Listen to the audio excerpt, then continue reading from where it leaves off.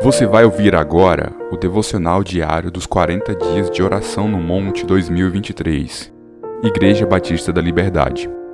Dia 18. A oração muda uma nação. E se o meu povo, que se chama pelo meu nome, se humilhar e orar e buscar a minha face e se converter dos seus maus caminhos, então eu ouvirei dos céus e perdoarei os seus pecados e sararei a sua terra. 2 Crônicas 7, versículo 14. A nação brasileira está vivendo uma crise política, moral, social, institucional e espiritual. O povo está pasmo diante de tanta injustiça, violência, impunidade, desrespeito e muitos outros males que estão corroendo a nossa sociedade.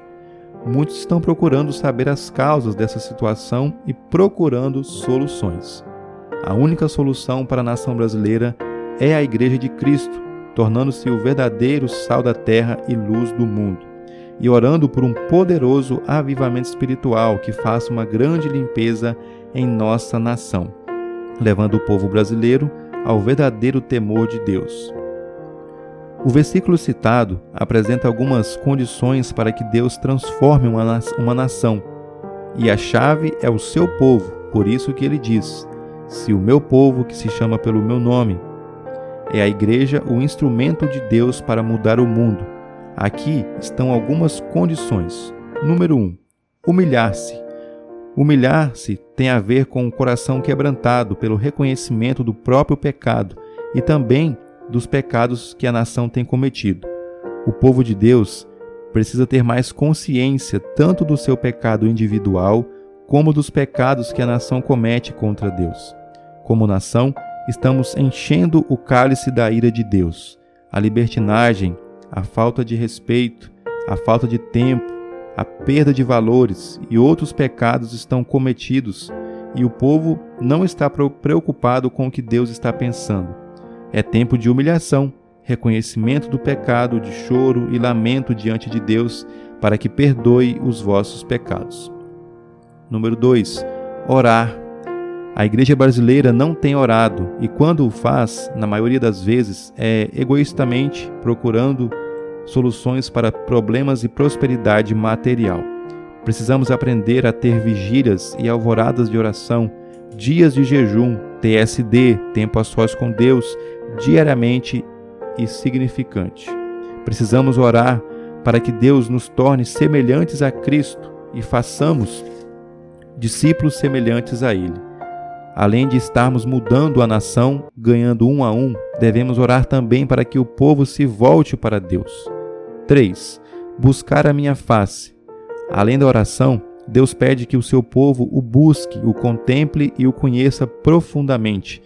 A ideia é de exclusividade. A nação longe de Deus deve voltar-se para Ele, buscando-o. Deus disse por intermédio do profeta: buscar-me-eis e me achareis quando me buscardes de todo o vosso coração. Jeremias 29, versículo 13. Quanto mais buscarmos a face de Deus, mais conheceremos o seu caráter e a sua santidade. Consequentemente, mais reconheceremos o nosso pecado e o quanto estamos longe de Deus. 4. Converter-se dos maus caminhos. Quando buscamos a face de Deus, uma das consequências naturais é a convicção do pecado e a necessidade de conversão. O fato de estarmos longe de Deus nos leva a uma vida de insensibilidade e começamos a aceitar o pecado como coisa normal.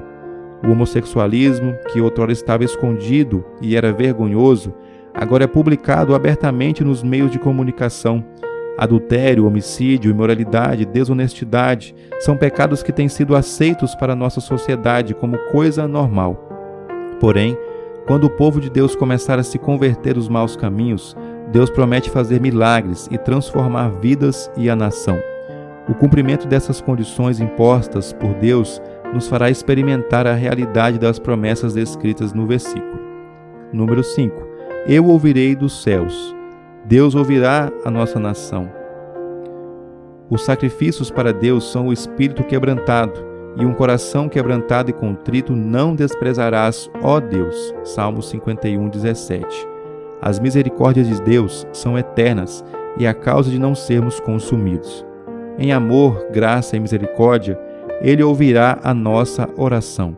A Igreja de Cristo precisa saber que tem uma arma poderosa em suas mãos, que é o arrependimento, a oração e a busca de Deus. 6. Perdoarei os seus pecados. Deus, em misericórdia e justiça, perdoará os nossos pecados e nos ajudará a voltar para Ele. O caminho de volta para Deus já foi aberto pelo sacrifício de Cristo na cruz. O perdão é garantido pela própria justiça de Deus.